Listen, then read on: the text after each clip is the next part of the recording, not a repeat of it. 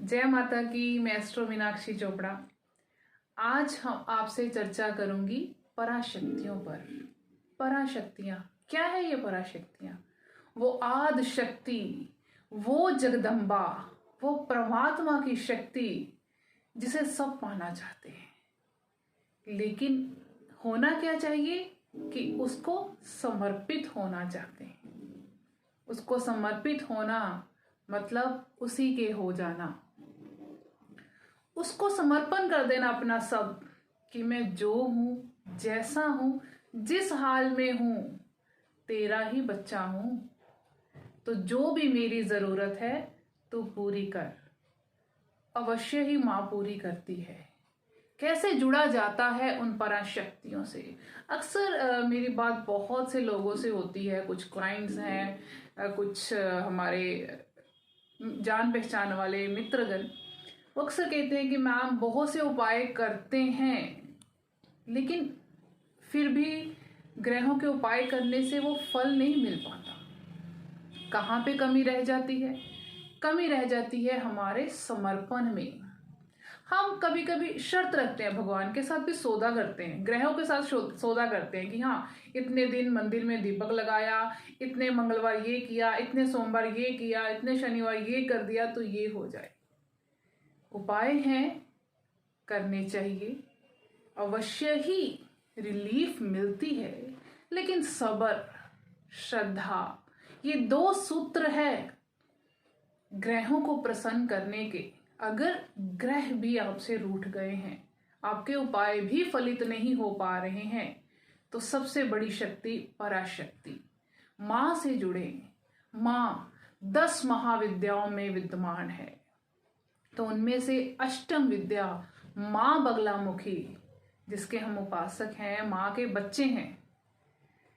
तो हम आपको यही मैसेज देंगे, यही संदेश देंगे कि मां से जुड़ें, उस शक्ति से जुड़ें।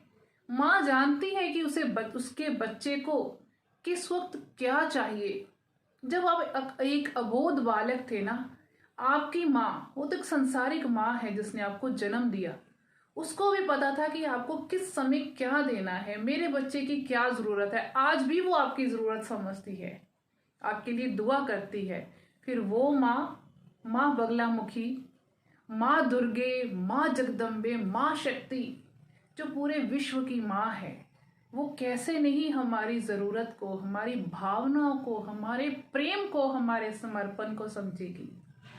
तो एक बार माँ से जुड़ें, माँ बगलामुखी से आप अपना संपर्क जोड़ें, ताकि जितने भी आपके ग्रह दोष हैं, कोई भी जाने अनजाने में पाप कर्म हो गया है, हो ही जाता है, इंसान है हम, कभी लालचवश, कभी स्वार्थवश हो ही जाता है, कभी हमारा मोह आड़े आ जाता है। तो इन सब चीजों से मुक्ति कैसे पाएं? सीधा पराशक्ति से जुड़िए, माँ बगलामुखी से जुड़िए। तो शुक्ल पक्ष की नवमी या अष्टमी, इन दोनों में से एक दिन हम हवन करते हैं। ये हवन जो है एक सामूहिक हवन है। इस हवन में सर्व मनोकामना सिद्धि के लिए माँ को प्रसन्न किया जाता है। इसमें कुछ ये नहीं है कि हाँ पर्टिकुलर पर्सन का हवन है, नहीं, ये सामूहिक है। इसमें पूरा नवरात्रि जाप चलता है माँ का, क्योंकि हर महीने माँ की गुप्त नवरात्रि होती है। तो जैसे ही शुक्ल पक्ष की प्रतिपदा तिथि प्रारंभ होती है, कलश स्थापित हो जाता है माँ की गद्दी पर। माँ की गद्दी आपने देखा होगा, हमने पहले एक बार फेसबुक पे आपको इंट्रोड्यूस कराया था लाइव होकर। माँ का वो स्थान जहाँ पे हम रोज पूजा अर्चना करते हैं। आचार्य अमित कुमार जी, जो सौभाग्यवश मेरे पति हैं, वो भी उस दिन मेरे साथ थे। पूजा स्थान आपको दिखाया गया था। तो वहां पे प्रॉपर माता का जाप प्रारंभ हो जाता है।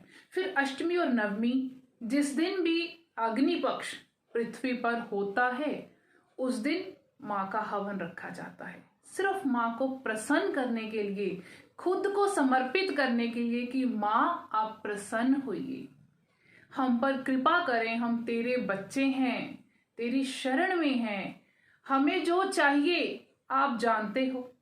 लेकिन अगर वो हमारे लिए अच्छा होगा, शुभ होगा, उससे हमारे जीवन में आनंद होगा, तो ही वो हमें देगी।